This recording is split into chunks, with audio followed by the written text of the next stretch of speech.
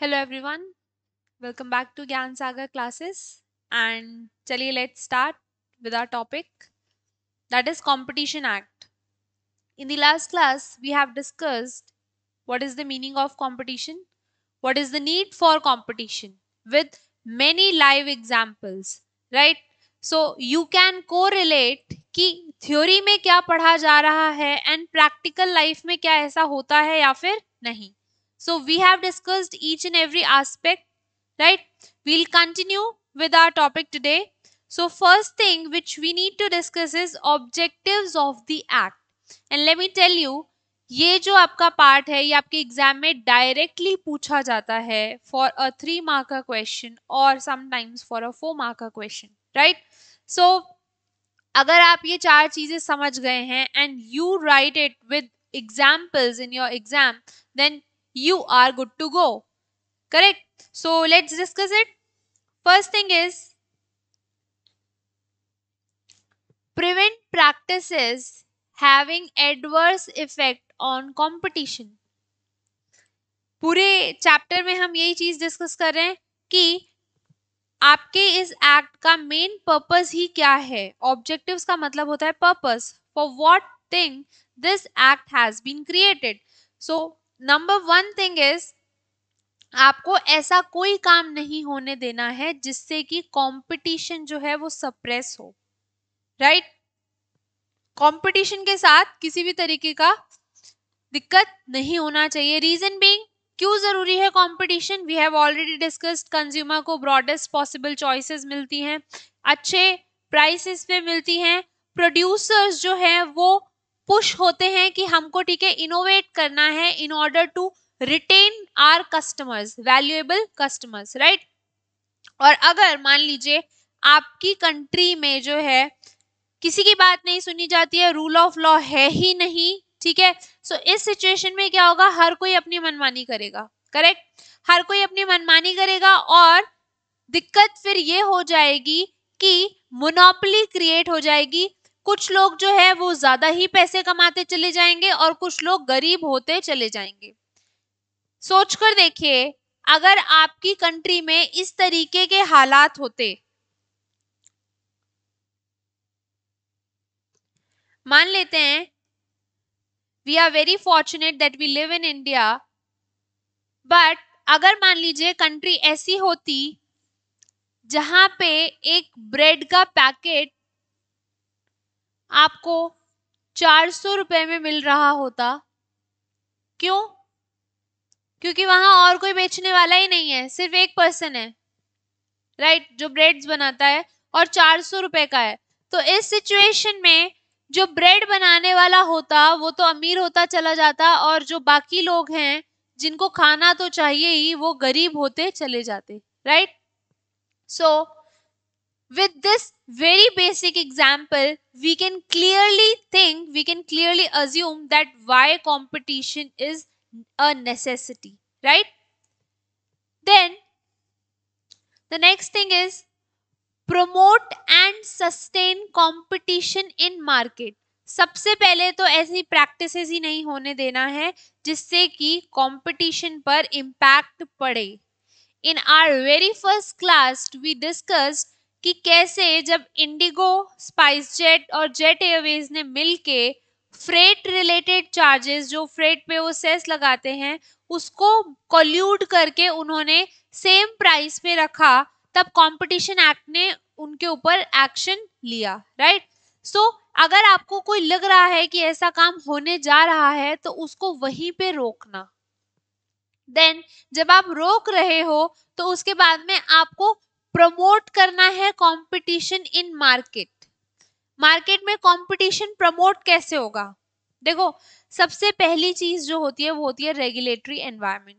अगर आपका regulatory environment ऐसा है, मतलब आपका गवर्नमेंट रेगुलेशंस ऐसे हैं, जैसे कि उन्होंने कंपटीशन एक्ट बनाया, कंपटीशन एक्ट बना देने से काम नहीं होगा, उसका प्रॉपर इम्प्लीमेंटेशन भी बहुत जरूरी होता है. जब एज अ पर्सन मैं देख रही हूं कि इंडिया में जो है कंपटीशन की रेस्पेक्ट की जाती है। अगर मैं अपना बिजनेस स्टार्ट करूंगी और मेरे साथ अगर कोई पर्सन जो है वो गलत कर रहा है बिजनेस टर्म्स में, ठीक है, मेरे अगेंस्ट प्लानिंग एंड प्लॉटिंग हो रही है, तो कंपटीशन एक्ट उसके अगेंस्ट एक्शन लेगा। तो उस सिचुएशन में मैं क्या करूंगी, मैं ऐसी जगह पे इन्वेस्ट करूंगी, अपना बिजनेस स्टार्ट करूंगी, right. So you need to take every possible step to promote competition in the market, ठीक है। अगर कोई गलत चीज हो रही है तो वहीं पे उसके अगेंस्ट एक्शन लेना, अगर कोई सही चीज हो रही है तो उसको और बढ़ावा देना, उसको और प्रमोशन देना, right. Next, protect the interests of consumers. Competition act का बेसिक लॉजिक ही क्या है, कंज्यूमर्स, आपके कंज्यूमर्स को प्रोटेक्ट करना। कंज्यूमर्स के साथ में गलत नहीं होना चाहिए। अगर सिर्फ एक पर्सन की मोनोपोली होगी तो उस सिचुएशन में गलत होगा। Let's take an example of Indian railways, ठीक है। इंडियन रेलवेज क्या करती है, पैसेंजर वाली जगह जो होती है, इंडियन रेलवेज के दो डिविजन्स हैं, ठीक है, दोनों हम डिस्कस करते हैं।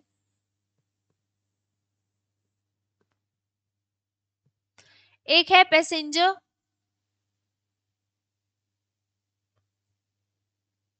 और दूसरा है कार्गो।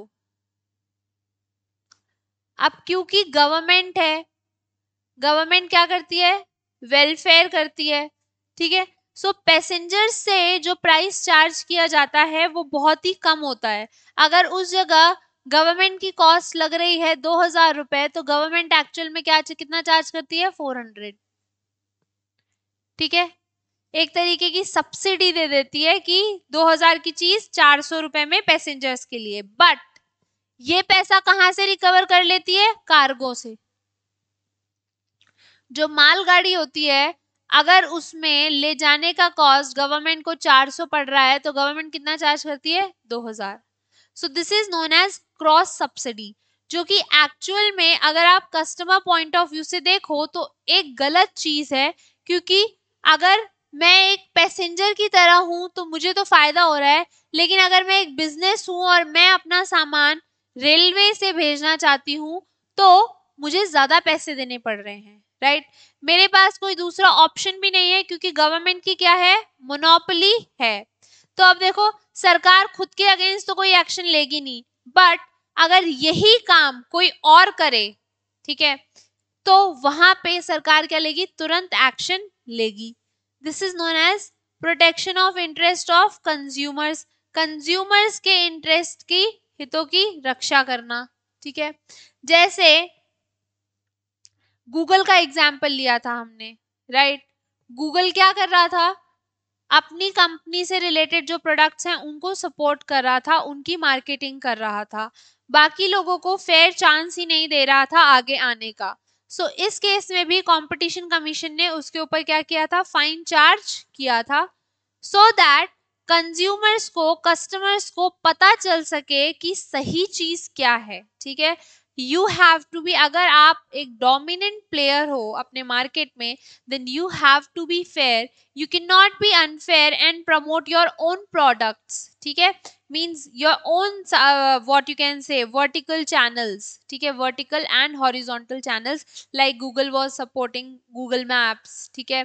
अगर आप कभी भी Google पे सर्च करेंगे तो सबसे पहले वो YouTube के recommendations दिखाएगा आपको, Google Maps के दिखाएगा, बिकॉज ये सब उसी की एंटिटी का पार्ट है। ऐसा हो सकता है कि और लोकेशंस पे इससे ज्यादा अच्छी और सही इंफॉर्मेशन अवेलेबल हो, but Google will not show it.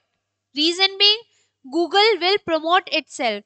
So Competition Act ने ये चीज नोटिस की और Google को क्या दिया, इसके खिलाफ फाइन किया कि आप ऐसा नहीं कर सकते, you have to respect interests of the consumers, ठीक है। Next, ensure freedom of trade. Trade में फ्रीडम होनी चाहिए, ठीक है। ऐसा नहीं होना चाहिए कि 4 कंपनीज मिलके प्राइसेस डिसाइड कर रही हैं, ठीक है, और क्योंकि उनके प्राइसेस इतने ज्यादा हाई हैं, दूसरी और कंपनीज जो हैं वो एंटर ही नहीं कर पा रही हैं, ठीक है। सो ऐसा नहीं होना चाहिए। you have to ensure freedom of trade. So there are 4 objectives. First is prevent practices against competition, promote and sustain competition, consumers के इंटरेस्ट को आपको बचाना है, एंड फ्रीडम ऑफ ट्रेड को आपको इंश्योर करना है. ठीक. Next is focus. सो इस एक्ट में जो बेसिक इंपॉर्टेंट चीज है वो 3 चीजें हैं. एक तो कंपटीशन का मीनिंग, ऑब्जेक्टिव्स हो गए आपके, ठीक है. Then 3 type of focus areas, and इसके अलावा आपके कंपटीशन कमीशन ऑफ इंडिया. ठीक है. ये जो टॉपिक्स हैं, छोटा सा चैप्टर है, इंपॉर्टेंट टॉपिक्स हैं आपके. एग्जाम में क्वेश्चंस कैसे बनते हैं? कुछ क्वेश्चंस डायरेक्ट होते हैं, लाइक आपको डायरेक्टली पूछ लिया व्हाट आर द ऑब्जेक्टिव्स. ठीक है. कंपटीशन एक्ट, जो कंपटीशन कमीशन ऑफ इंडिया है, उसके स्ट्रक्चर के बारे में डायरेक्टली पूछ लिया. ठीक है. इसके अलावा ये जो 3 एग्रीमेंट्स यहाँ पे दे रखे हैं, इनके बारे में केस स्टडीज के थ्रू पूछ लिया गया. ठीक है. इन 3 सिचुएशंस के बारे में किसी भी सिचुएशन से रिलेटेड कोई केस स्टडी बनाई और पूछ लिया गया. ठीक है. सो अगर आपका कॉन्सेप्ट पढ़ा हुआ है, एक बार अगर आपका ये एक्ट हो गया है, तो it is very easy to answer these questions. Going forward अगर किसी एग्जाम में ये ज्यादा मार्क्स के लिए भी पूछा जाता है, then at that time you will not lose your vital maybe 5 or 6 marks. Reason being why I am saying this is result is very unpredictable. Sometimes it may so happen कि आप मान लीजिए 80% कोर्स करके गए हैं, ठीक है, और बाकी में इतना टफ पूछ लिया गया है. लॉ वैसे भी थोड़ा सा स्कोर कम हो पाता है क्योंकि presentation skills also matter, right. So उस सिचुएशन में अगर आप अपना 100% कोर्स कवर करके गए हैं एंड क्वेश्चंस लाइक जिस टाइप के क्वेश्चन आपके कंपटीशन एक्ट से आते हैं, बहुत ही इजी आते हैं, और आप इनको अटेम्प्ट कर पा रहे हैं, so you will get extra 2, 3, 4 marks, right. और ये मार्क्स आपको ऐसे समझ में नहीं आते, ये मार्क्स तब समझ में आते हैं जब आपका एग्रीगेट 1 नंबर से रह जाता है या 2 नंबर से रह जाता है, राइट. आप लॉ के पेपर में 1 या 2 नंबर से फेल हो जाते हैं. उस सिचुएशन में ये चीज समझ में आती है कि काश कोर्स पूरा कर लिया होता. So never underestimate any chapter. ठीक है. Obviously we are going to go like importance wise, जो ज्यादा इंपॉर्टेंट है उस पर हमारा ज्यादा फोकस रहेगा, but we will do everything. ठीक. सो दैट अगर आपके एग्जाम में कोई क्वेश्चन आ रहा है तो you can cover it, you can go through it with ease. Next देखिए. So first is prohibition of anti-competitive agreements. ठीक है. anti-competitive agreements क्या होते हैं ये हम अपनी नेक्स्ट स्लाइड में देखेंगे. Then prohibition of abuse of dominant position. नाम से ही बहुत क्लियर है कि अगर आप मार्केट लीडर हैं किसी भी सेगमेंट में, यू आर डोमिनेंट, ठीक है, जैसे कि गूगल था, तो उस सिचुएशन में आप फायदा नहीं उठा सकते, right. Next is regulation of combinations. Combination मतलब जब आप एमालगमेशन करते हैं, मर्जर करते हैं, जैसे कि मान लीजिए फेसबुक ने इंस्टाग्राम को और व्हाट्सएप को एक्वायर किया. सो ऑब्वियसली इंडिया के रूल्स उन पे एप्लीकेबल नहीं होंगे, but still this is a type of combination कि उनको अपने में मर्ज कर लिया.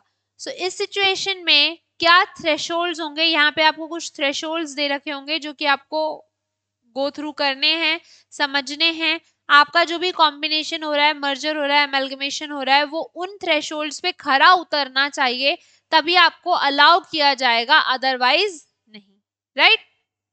चलिए सबसे पहले देखते हैं हम एंटी कॉम्पिटिटिव एग्रीमेंट्स. या so anti-competitive agreements include but are not limited to: number 1, agreement to limit production and or supply. Okay, so let's see, let's suppose किसी एक साल में आपके जो है प्याज की जो फसल है वो मान लीजिए बर्बाद हो गई है. ठीक है. महाराष्ट्र में बहुत प्याज होता है और वहां पे मान लीजिए कोई तो नेचुरल कैलामिटी ऐसी आई है जिसकी वजह से प्रोडक्शन जो है वो नहीं हो पाया. ठीक है. अब इस सिचुएशन में जो बाकी के ऑल ओवर इंडिया जितने भी प्याज के जो प्रोड्यूसर्स हैं, अगर वो डिसाइड कर लें कि अभी हमको in the month of October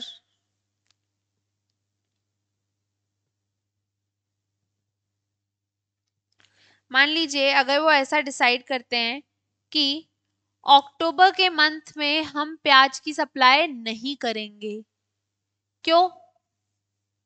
क्योंकि वो चाहते हैं कि प्राइसेस कितना आए, बढ़ जाएं, कम से कम 120 पर केजी आने तक, 120 रुपए पर केजी आने तक they want to wait. So they said, they did an agreement कि अक्टूबर तक हम सेल नहीं करेंगे, हम कब करेंगे, दिसंबर में जो है सप्लाई बढ़ाना शुरू करेंगे. ठीक, सो ये किस तरीके का एग्रीमेंट हो गया, anti competitive agreement, where you are suppressing supply of the product. अगर आप सप्लाई को कम कर देंगे, ठीक है, तो इस सिचुएशन में क्या हो जाएगा, आपकी प्राइसेस जो है वो बढ़ जाएंगी क्योंकि डिमांड बहुत ज्यादा हो जाएगी. प्राइसेस बढ़ने से जिन लोगों ने आपस में एग्रीमेंट किया है उनको क्या होगा, फायदा, और नुकसान किसका होगा, कस्टमर का. इसके लिए, इसके साथ साथ में आप एक चीज और ध्यान से सोचिए, अगर मैं कस्टमर हूं, ठीक है, मैं मंथ में 10,000 रुपीज अर्न करती हूँ, ठीक है, इस 10,000 में से अगर मेरी डेली एसेंशियल्स जो मेरे नेसेसिटीज हैं उनके दाम अगर ऐसे ही बढ़ेंगे, और मैंने अगर पहले मैं 4,000 रुपए खर्चा करती थी एसेंशियल्स पे, पर क्योंकि अब सबके दाम बढ़ गए हैं तो मुझे 7,000 रुपए खर्चा करना पड़ता है, तो इस सिचुएशन में मैं अपने डेवलपमेंट के लिए सिर्फ 3,000 रुपए ही बचा पाऊंगी, राइट. अपने डेवलपमेंट्स के लिए, अपनी फ्यूचर जनरेशन के लिए मेरे पास सेविंग्स ही नहीं होंगी, तो मैं एक विशियस साइकिल में एंटर कर जाऊंगी. विशियस साइकिल क्या होती है, मेरे पास में कम पैसे हैं, मैं गरीब, मेरी आगे आने वाली जनरेशन गरीब, ठीक है. सो आप सोच के देखिए, एक कंपटीशन का, एक अग्रीमेंट का आगे आने वाले टाइम पे कितना बड़ा असर हो सकता है, किस तरीके से लिंक्ड है ये, ठीक है. इसीलिए ये एक्ट बहुत जरूरी था कि इस तरीके के एग्रीमेंट्स आप जहां पे आप प्रोडक्शन को कम कर देंगे या सप्लाई को कम कर देंगे, आप नहीं कर सकते, ठीक है, क्योंकि इससे क्या होगा, प्राइसेस पे इम्पैक्ट पड़ेगा. अगर आप खुद के लिए अकेला चाहते हैं, like if I am an individual company, ठीक है, मान लो मेरी अकेली कंपनी है और मैं चाहती हूं कि इस महीने जो है मेरा प्रोडक्शन थोड़ा कम हो, so I can do that, totally fine. Business decision है, मैं अपने बिजनेस का डिसीजन खुद लूंगी, ठीक है. लेकिन अगर मैं खुद तो करूँ ही करूँ, प्लस मेरे कॉम्पिटिटर्स को भी इसमें इंक्लूड कर लूं, मैं बोल रही हूँ कि भाइयों आओ, हम सब साथ में मिलके प्रोडक्शन को कम करेंगे. हम साथ में कम करेंगे तो मार्केट में चीज आएगी नहीं, और जब चीज नहीं आएगी तो उसके दाम ऑटोमेटिकली बढ़ जाएंगे, हमारा प्रॉफिट बढ़ जाएगा. शॉर्ट एंड सिंपल तरीका है प्रॉफिट बढ़ाने का. तो कंपटीशन एक्ट कहता है कि नहीं जी, आप ऐसा बिल्कुल नहीं कर सकते, अलाउड ही नहीं है, राइट. नेक्स्ट देखिए, अग्रीमेंट टू एलोकेट मार्केट. इसका एग्जाम्पल हम ऑलरेडी एक बार देख चुके हैं. इसका एक एग्जाम्पल देखो, ये भी हो सकता है, वेरी सिंपल एग्जाम्पल.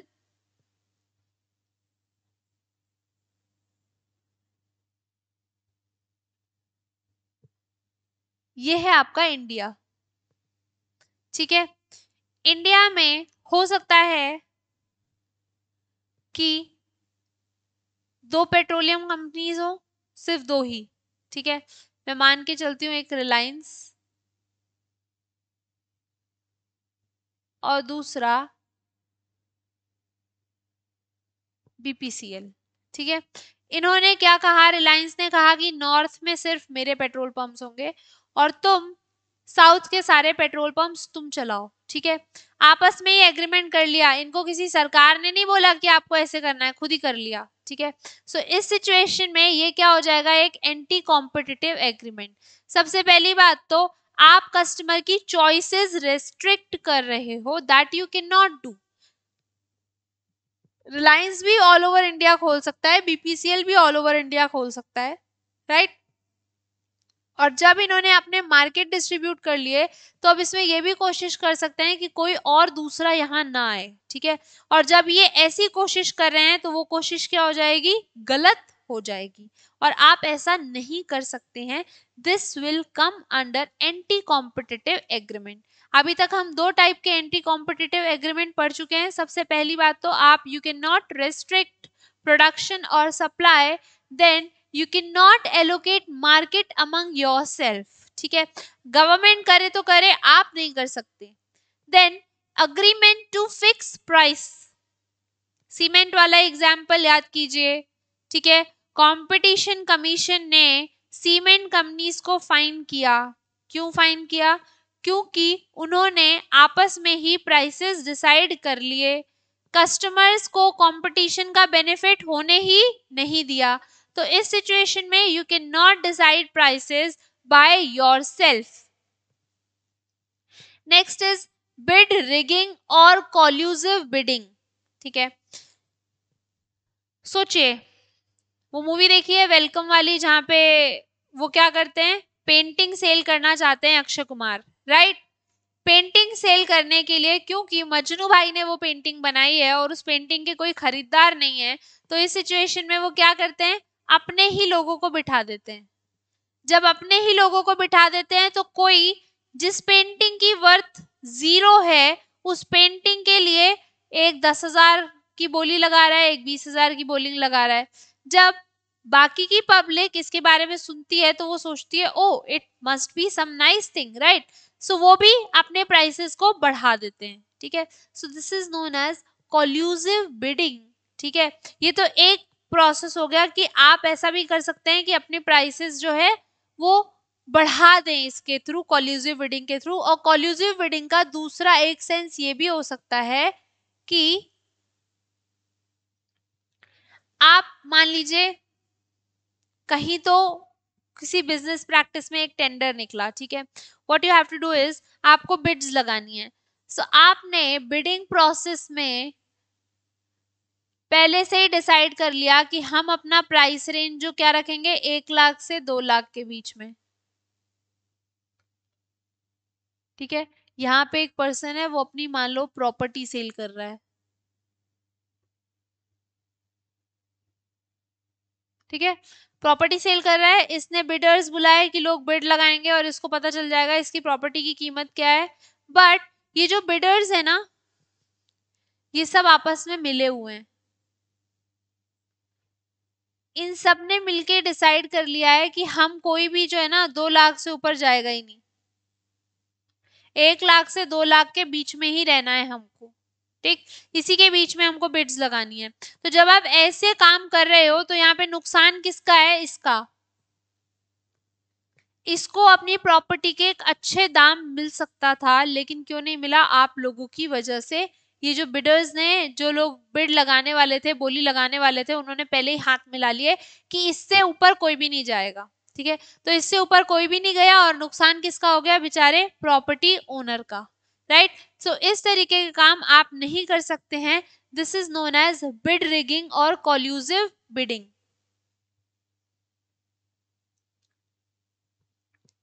नेक्स्ट देखिए, कंडीशनल परचेज और सेल टाई इन अरेंजमेंट। जैसे मान के चलो, एक एग्जांपल देती हूं, मान लो आप एक फ्लैट खरीदने गए, ठीक है। जब फ्लैट खरीदने गए तो उन्होंने बताया कि देखो भाई साहब, ये आपका फ्लैट होगा, इस फ्लैट में जो भी फर्नीचर आएगा वो मित्रा फर्नीचर से ही आएगा, ठीक है। पहले ही बोल दिया कि हम बस उन जो हमारे वर्कर्स हैं वो उन्हीं के यहाँ के जो फर्नीचर हैं उसको समझते हैं और बस उन्हीं का फर्नीचर लगेगा, ठीक है। बाथरूम में जो भी एसेसरीज हैं वो भी एक पर्टिकुलर ब्रांड से आएंगी, ठीक। और आपका जितना भी इलेक्ट्रॉनिक इक्विपमेंट्स है that should be from LG only, ठीक है, इसके अलावा हमारे यहाँ स्विचेस जो हैं वो सपोर्ट ही नहीं करते। तो अब ये किस तरीके की सेल हो गई, टाई इन अरेंजमेंट। ठीक है, इन सब ने आपस में क्या कर रखा है, टाई कर रखा है। जो ये रेजिडेंशियल बिल्डिंग का जो ओनर था उसने इन सभी ब्रांड से क्या ले रखा होगा, कमीशन या तो ले रखा होगा। ठीक है, बोल रखा है कि हमारे यहाँ जो भी कोई खरीदेगा उसको तो हम आपका ही प्रोडक्ट बोलेंगे, और अगर आपकी शॉप में कोई आ जाता है तो आप उसको बोलिएगा कि आके हमारी प्रॉपर्टी जरूर देखे। ठीक है, so this is known as tie in arrangement. जैसे कि आईफोन और ऐप जो आपका एयरटेल है, ठीक है, एप्पल और एयरटेल के बीच में इस तरीके का अरेंजमेंट हो रखा था। बट उस टाइम पे कंपटीशन कमीशन ने ये कहा कि एप्पल का मार्केट शेयर इतना नहीं है कि वो कंपटीशन को इम्पैक्ट कर सके। ठीक है, barely 1 to 3% market share was there at that time. So इसीलिए कंपटीशन कमीशन ने ये जो पिटिशन है इसको खत्म कर दिया कि नहीं, ऐसा नहीं हो सकता। करेक्ट। चलिए, next is exclusive supply distribution arrangement. अभी कुछ टाइम पहले तक आपको ऐसा समझ में आ रहा होगा जब आपने देखा था कि वन प्लस के जो फोन्स हैं वो एक पर्टिकुलर साइट पे ही अवेलेबल होते थे, Amazon पे, राइट।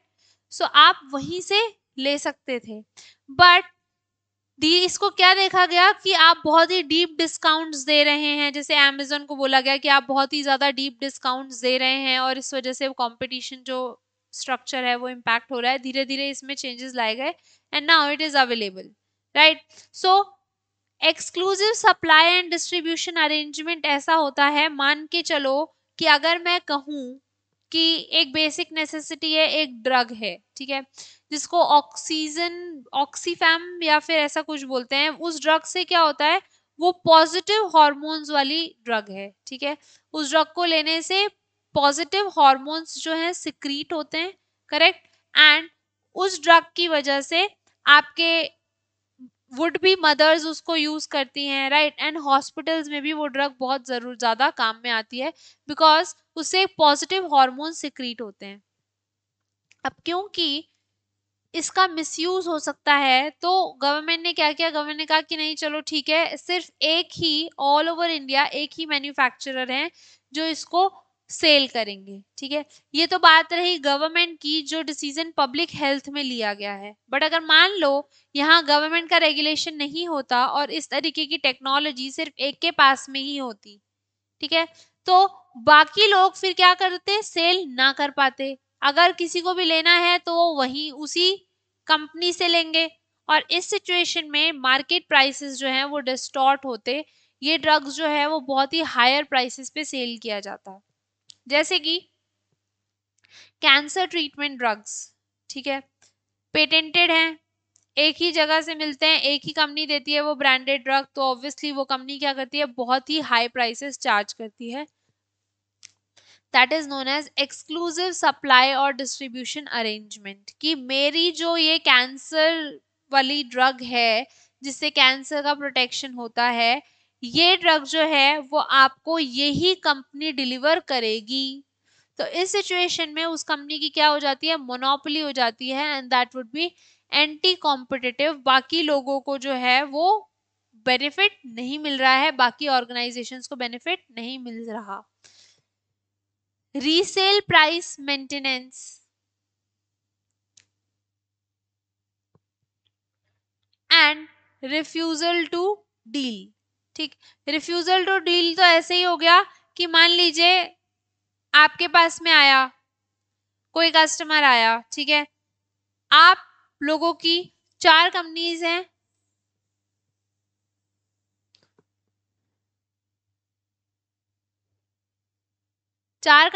जिनकी वॉशिंग मशीन सेल होती है। ठीक है, इन कंपनीज ने आपस में डिसाइड कर लिया है कि अगर कोई कस्टमर जो है वो रीसेल करने आएगा तो हम उसको जो पुरानी वॉशिंग मशीन है उसके 5,000 रुपए ही देंगे, भले उसकी वैल्यू ज्यादा हो, लेकिन हम कितने देंगे, 5,000। सबने डिसाइड कर लिया है, चाहे तुम 1 साल चलाओ चाहे तुम 10 साल चलाओ। और आपस में सबने मिलके डिसाइड कर लिया। सो अब ये सिचुएशन क्या हुई, ये सिचुएशन कंपटीशन के अगेंस्ट है, you can not do this. Next is refusal to deal. आपके पास कस्टमर आ रहा है अपनी कंप्लेन लेके, ठीक है, और उस सिचुएशन में आप कह रहे हो, आप सबने ये पॉलिसी बनाई हुई है 3-4 कॉम्पिटिटर्स ने मिलके कि we will not entertain the customer complaints, ठीक है। अगर आपको लिमिटेड टाइम पीरियड के बाद में 30 दिन के बाद में अगर किसी भी तरीके की कंप्लेन है तो सुना नहीं जाएगा। सो this is a sort of anti competitive agreement which you can not enter into. और इस तरीके के सभी एग्रीमेंट्स जो हैं वो क्या हैं, आपके वॉइड हैं। You can not do such type of agreements. Void agreements कौन से होते हैं, पढ़ाया ना हमने, जो कि गलत हैं, जिनमें वैलिड कॉन्ट्रैक्ट की एसेंशियल बातें नहीं है, ठीक है। सो ये आपका फर्स्ट पॉइंट कंप्लीट हुआ है, anti competitive agreement. Anti competitive agreement कौन से टाइप के होते हैं, एंटी कॉम्पिटिटिव एग्रीमेंट देखो वो होते हैं जो कि कंपटीशन को सप्रेस करते हैं, राइट, क्या करते हैं, सप्रेस करते हैं। सो किस तरीके के एग्रीमेंट्स होते हैं, प्रोडक्शन लिमिट हो रहा है आपका, मार्केट्स एलोकेट कर लिए, प्राइसेस फिक्स कर लिए, बिड रिगिंग, ठीक है, conditional agreement, supply exclusive supply distribution, refusal to deal and resale price maintenance. I hope आप इन सभी को याद रखेंगे। And the very important point which is all these type of agreements are void, ठीक है। Next is dominant position abuse, ठीक है। आप किसी सेगमेंट के मार्केट लीडर हो, ठीक है, मान लीजिए आप सर्च इंजन में हो, सर्च इंजन में कौन है मार्केट लीडर, गूगल, ठीक, और भी सर्च इंजन है but 95% market is with Google. Online streaming में अगर आप देखेंगे, ऑनलाइन अगर आपको वीडियो देखना है तो आपका प्रेफर्ड लोकेशन क्या है, यूट्यूब, ठीक। So that is a dominant player. अगर फूड डिलीवरी में बात करूं तो there are many online apps जो कि लोकली भी कर रही हैं, बट अगर मैं पैन इंडिया अगर 2 एप्स की बात करूं तो that will be Zomato and Swiggy, ठीक है। सिमिलरली आपके ट्रांसपोर्टेशन में Ola and Uber, so they are so big, अगर वो कोई डिसीजन लेती हैं तो ये पूरे मार्केट को इम्पैक्ट करेगा, ठीक है। जैसे कि अगर आप टेलीकॉम में मान लीजिए, टेलीकॉम में आपका एयरटेल जियो है, ये मार्केट लीडर्स हैं, ठीक। अगर इनके द्वारा कोई डिसीजन लिया जाता है तो वो पूरे मार्केट को इम्पैक्ट करेगा, राइट। सो डोमिनेंट पोजीशन का आप बड़े हो सकते हो।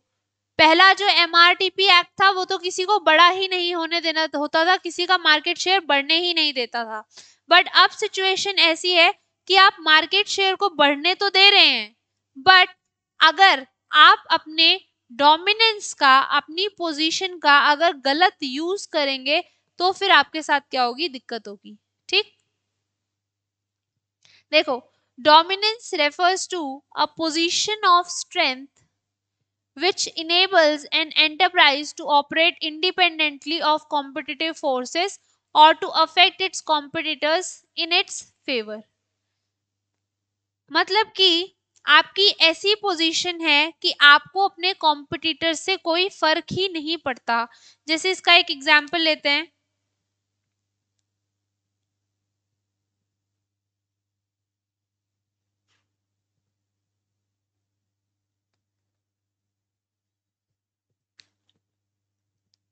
मान के चलिए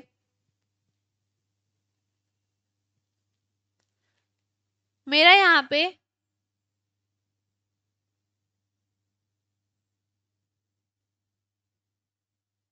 ये आटा सेलिंग यूनिट्स हैं, ठीक है, आटा सेलिंग ब्रांड्स हैं।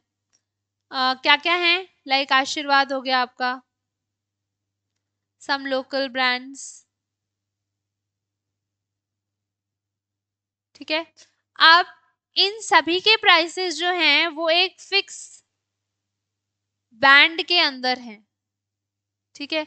अगर मान लो आशीर्वाद जो है वो अपने एक आटे का जो पर केजी प्राइस है वो अगर 100 कर देता है तो लोग क्या करेंगे, लोग ऑब्वियसली इजीली रिप्लेसेबल प्रोडक्ट है और क्या करेंगे, आशीर्वाद से शिफ्ट हो जाएंगे लक्ष्मी पर एंड आपके इस ब्रांड पे, ठीक है। इन ब्रांड्स को टेक ओवर कर लेंगे कि हाँ चलो ठीक है अब हम इन ब्रांड्स पे शिफ्ट हो जाते हैं, इतना महंगा कौन खरीदेगा। तो इस सिचुएशन में मैं ये कह सकती हूँ कि ये मार्केट लीडर तो है, हो सकता है, बट ये जो है अपनी डोमिनेंट पोजीशन का जो है अब्यूज नहीं कर सकता, ठीक है, इसके पास में इतनी पावर नहीं है, राइट।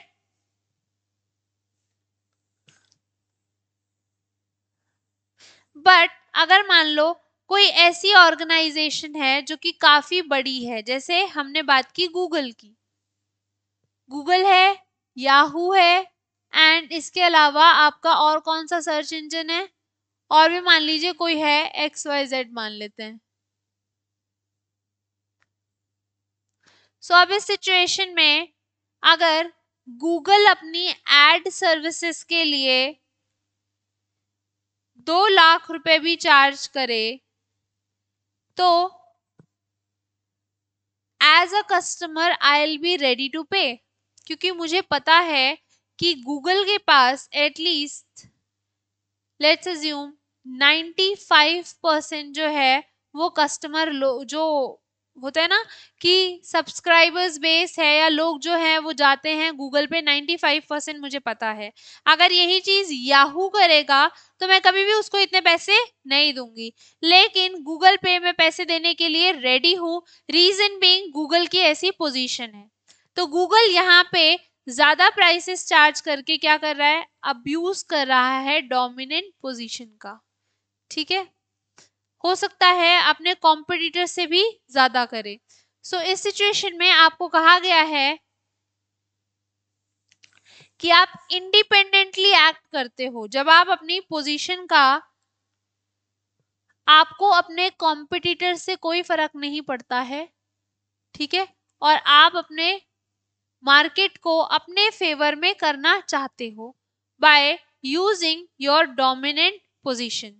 जैसे उबर के ऊपर ये लगाया गया था, क्या बोल सकते हैं आप इसको, ये आरोप लगाया गया था, मेरू कैब्स एक और एंटिटी है जिसने उबर के ऊपर लगाया था आरोप कि उबर क्या कर रहा है, अपनी पोजीशन का मिसयूज कर रहा है, प्रेडेटरी प्राइसिंग कर रहा है and etcetera etcetera. In short claim यही था मेरू कैब्स का कि उबर जो है अपनी पोजीशन को मिसयूज कर रहा है। तब यहाँ पे ये जजमेंट आया कि उबर की मार्केट पोजीशन ऐसी नहीं है कि वो अपने कॉम्पिटिटर से इंडिपेंडेंटली ऑपरेट कर सके, वो नहीं कर सकता है क्योंकि उसका कट थ्रोट कॉम्पिटिशन चल रहा है ओला के साथ में, राइट। सो उसकी पोजीशन अभी है ही नहीं कि उसको अपने कॉम्पिटिटर से कोई फर्क ही ना पड़े, राइट। जैसे आशीर्वाद आटा है, आशीर्वाद आटा is a brand in itself, correct. अगर आशीर्वाद जो है अपने बाकी के आटा ब्रांड से अगर 5-10 रुपए ज्यादा भी चार्ज कर रहा है, then customers are ready to pay it because quality is superior, right. But still अभी ऐसा नहीं है कि Aashirvaad is not irreplaceable, it can be replaced because आज के टाइम पे जो है नई नई चीजें आ रही हैं, नए नए इनोवेशंस आ रहे हैं and it is easily replaceable. But Uber के केस में ऐसा नहीं है, उबर ने अपनी पोजीशन का जो अब्यूज नहीं किया क्योंकि वो इस पोजीशन में ही नहीं था कि वो अपने कॉम्पिटिटर से इंडिपेंडेंटली एक्ट कर सके। अगर वो कुछ भी करता है तो उसके कॉम्पिटिटर्स भी वैसा ही करेंगे, right. So impact will be nullified. So abuse of dominant position includes, क्या क्या इंक्लूड होता है, इम्पोजिंग अनफेयर कंडीशन और प्राइसेस। आपने प्राइसेस ऐसी रखी, मैंने गूगल का आपको एग्जांपल दिया, ठीक है।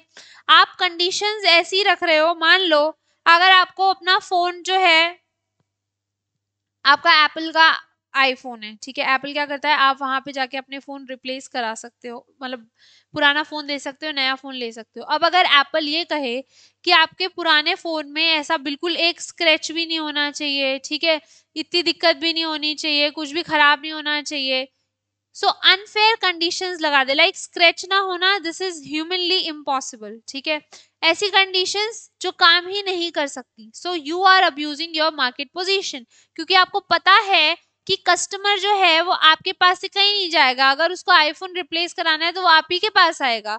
तो इस सिचुएशन में आपने कंडीशंस ही ऐसी लगा दी कि आप सामने वाले को कह सको कि नहीं नहीं, ये जो फोन जो आप दे रहे हो ना, इसकी वैल्यू है ही नहीं, 10,000 की इसकी वैल्यू ही नहीं है, हम आपको बस इसके 2,000 रुपए देंगे, right. So these are unfair conditions, could be anything, ठीक है, which is not fair on the part of customers. Next, predatory pricing. Jio is a very nice example of this, ठीक है। आपके प्राइसेस ही ऐसे चार्ज किए गए कि बाकी सारे लोग जो हैं वो मार्केट से ही हट जाएं। लेट्स से एक और एग्जाम्पल लेते हैं इसका। यहाँ एक कोचिंग है XYZ, वो कोचिंग क्या कर रही है, उसने अपने कोर्सेज इतने लो रख दिए हैं कि बाकी जो लोग हैं, बाकी जो कोचिंग्स हैं, उनके लिए सरवाइव करना इज नॉट पॉसिबल। ये क्यों सरवाइव कर रहा है? Because it has deep pockets, ये आगे तक ये लॉसेस बियर कर सकता है, ठीक है, इसके पास पैसे हैं, इन्वेस्टमेंट्स हैं, ये लॉसेस बियर कर सकता है। तो इस सिचुएशन में इन्होंने क्या किया कि प्राइसेस को पर कोर्स इतना कम कर दिया। अब ये जो कोचिंग्स हैं इनके पास में ये ऑप्शन नहीं है, because they are individually operated, they don't have such that much investment base, right. सो इस सिचुएशन में this is known as predatory pricing. आप सामने वाले को खत्म करने की इच्छा से प्राइसेस रख रहे हो, ठीक है, इतने रनअवे प्राइसेस आपने रखे हैं। Next is limiting production, market और टेक्निकल डेवलपमेंट, ठीक, creating barriers to entry, same examples हैं। आप एंट्री नहीं करने देना चाहते हो, ठीक है, आपने क्या है पेटेंट्स एंड ऑल लगा दिए हैं, आप नहीं चाहते कि आपके इनोवेशन को और कोई ले या और कोई उसमें एंटर भी करे। जैसे vaccine manufacturers of US, they are not ready to share their vaccine technology, ठीक है, इसके लिए बाकी सारी कंट्रीज को फाइट अप करना पड़ रहा है, ठीक है। So this is abuse of dominant position, because वो इस वक्त डोमिनेंट हैं अपने मार्केट सेगमेंट में, they have the technology and they are misusing it, ठीक है। Applying dissimilar conditions to similar transactions, ठीक है, मान लीजिए दो पर्सन है ए एंड बी,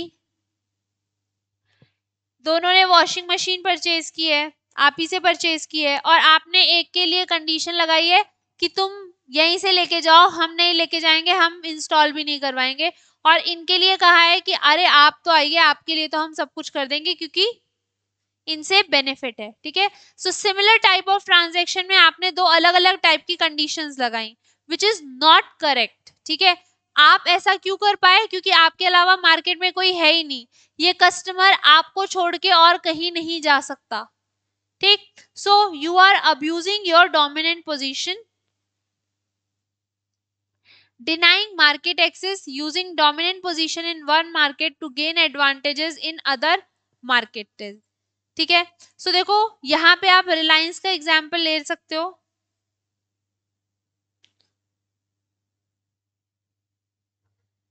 रिलायंस क्या है, बाकी के सेगमेंट्स में जो इसके पेट्रो से रिलेटेड जो भी सेगमेंट है, ठीक है, कम्युनिकेशंस वाला है, और भी जो सेगमेंट्स हैं रिलायंस के, वो सब क्या है, प्रॉफिटेबल सेगमेंट्स हैं, राइट।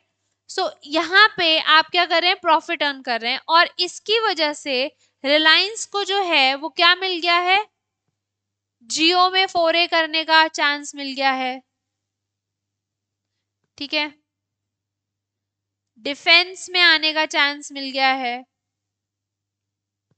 ठीक है। रफाल वाली डील में एक ऑफसेट पार्टनर रिलायंस भी था, ठीक है। सो इस सिचुएशन में आपको अपने बाकी के बिजनेसेस में फायदा होने की वजह से दूसरे बिजनेसेस में भी आपको एंटर करने का एक होता है ना एडवांटेज मिल गया है। So this is also known as dominant position abuse. अब देखना ये रहता है, आप ऐसा कर तो सकते हैं, कंपनीज कर तो सकती हैं, बट उस सिचुएशन में ये देखा जाता है कि क्या आपने अपनी पोजीशन का अब्यूज किया है या नहीं, ठीक है। अगर अब्यूज नहीं किया है और आप जेन्युइनली उस पोजीशन के हकदार हैं, अगर आपको वहां पे एक्सपीरियंस है तो फिर कोई दिक्कत नहीं है, ठीक है।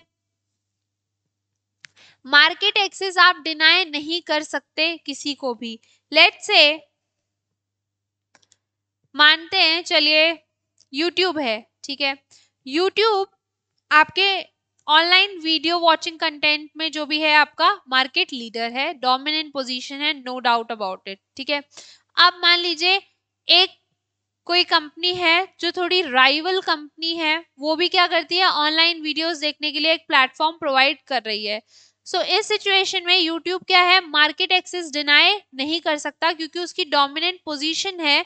और इस सिचुएशन में अगर दूसरी कंपनी चाहती है एडवर्टीजमेंट करना या जो भी, तो आप मना नहीं कर सकते हैं, बिकॉज कस्टमर्स को वाइडेस्ट पॉसिबल चॉइसेस देना is the aim of your competition act, right. So competition act आपको एक्सप्रेसली प्रोहिबिट करता है कि आप अपनी डोमिनेंट पोजीशन को अब्यूज नहीं कर सकते। There are more points to it, obviously crisp point is कि आप अपनी डोमिनेंट पोजीशन अब्यूज नहीं कर सकते, but there are more pointers to it which we will discuss in our later classes, right. So आज के लिए इतना ही, थैंक यू सो मच।